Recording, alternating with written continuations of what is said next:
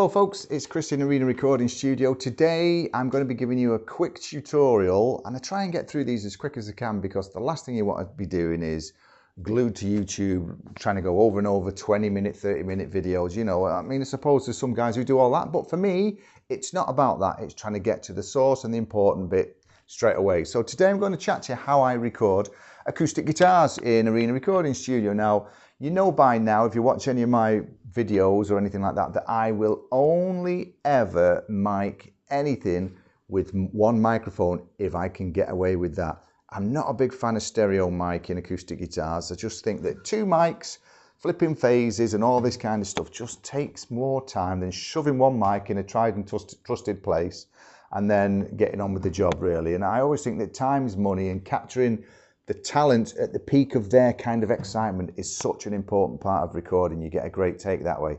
So for me, I would use a small diaphragm condenser. You just tend to get a little bit more of a transient on these kind of things. It doesn't have to be super expensive. You know, there's some great budget mics out there. This one I've picked up is an AKG P170. Didn't even know I'd got it, to be honest. Oops, don't tell the wife. But it's a great little mic for something like this, so you can get some really good results. The most important thing is you need to record in a quiet, treated room. And the big problem you'll see with guitar players is when they're recording is sometimes you'll get this kind of movement going on.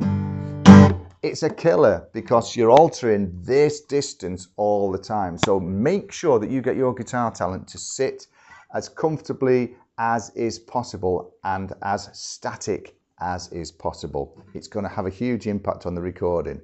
New strings, always a big plus for me as well. And if I'm recording anybody and I've got the opportunity, I will up the gauge of their strings a little bit as well. Most kind of rock guitar players with the electric guitars tend to favour 9s or 10s nowadays, and I see a lot of guys who put 9s and 10s on their acoustics, and there's nothing wrong with that. If that's what you're happy with, then that's great.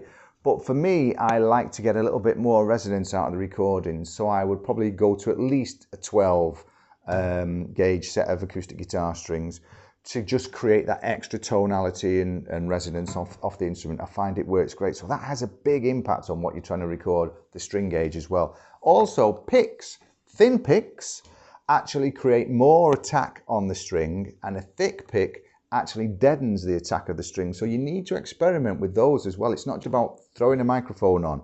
But one of the most important tips I could probably say is make sure that that talent has new strings, good gauge strings, and they sit perfectly still when you're recording. Because again, this microphone is a static thing, and we get this moving around, we're affecting everything that we're doing, you know. So control that first. That's probably the most important bit, and you'll be surprised again how many guitar players struggle to sit perfectly still when you want them to. But when they hear the end results, it's worth it. So for me, the starting place that I always go for is the classic pointing the microphone at the 12th fret. Now, I've used large diaphragm condensers, had great results. I've also used SM57s on acoustic guitars over the years, and it's been brilliant, you know. So good workhorse, cheap microphone like that can get you a great result if you follow the rules of how to get great results. So for me, my starting point with this small diaphragm condenser is aimed at the 12th fret. Now, my distance tends to be anywhere from sort of there, sort of 6 inches, to maybe 10 to 12 inches maximum. I'm normally looking 6 to 10 inches. That's where I'm going to go with that. The other thing that I'll do is I will actually move this microphone around a little bit, tilt it off axis, kind of has a little bit of an impact. It brings a little bit more of the fretwork in if you tilt towards the fingers a touch, and then more of the body if you tilt it towards the body of the guitar.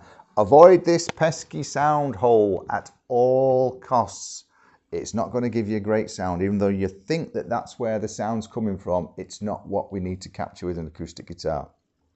So a couple of little tips there. You'll just get a big boominess, kind of sad sounding recording if you shove it in that hole.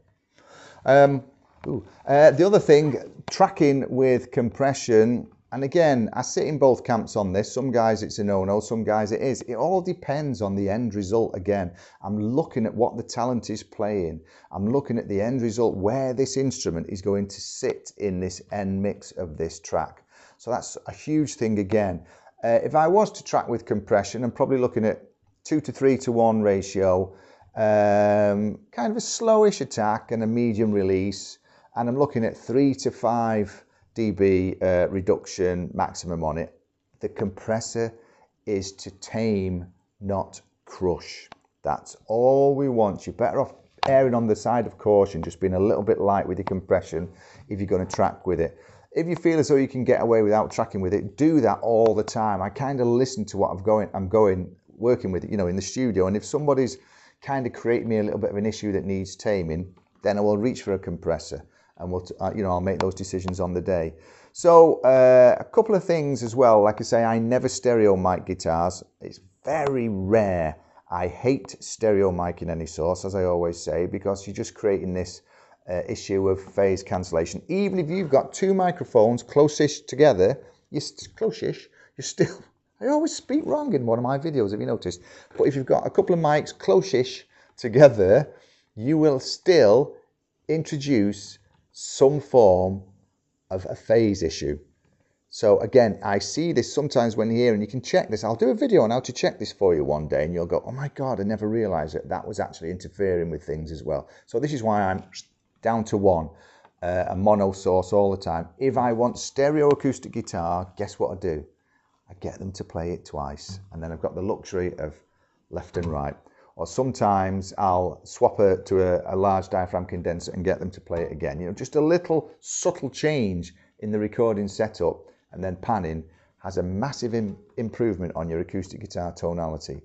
You also need a reasonable instrument. You know, this is a Yamaha LL6, so they're not high-end priced guitars, but this records really well.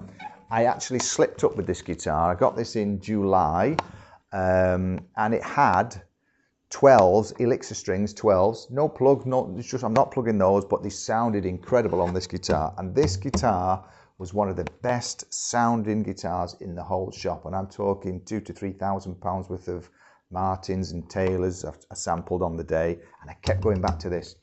Now I've changed it to 11s, a slightly lighter gauge.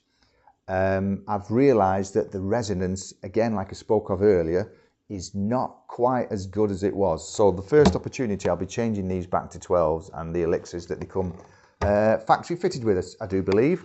So again, you know, a good instrument that's set up well and has a great tonality will record great. You can't record a poor acoustic guitar, badly set up with lots of rattles and poor tarnished strings.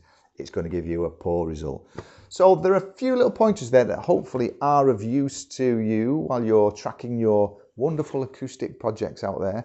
Please comment below, because again, it does make my day, and I've been in this forever, and I'm trying to pass on as many of the skills that I've got rattling around in there as is possible over the next few months. And I'm sure there's something in there that might be of use to you all at some point on this musical journey. So for me, Chris, as always, stay safe, stay well, and I'll see you very soon.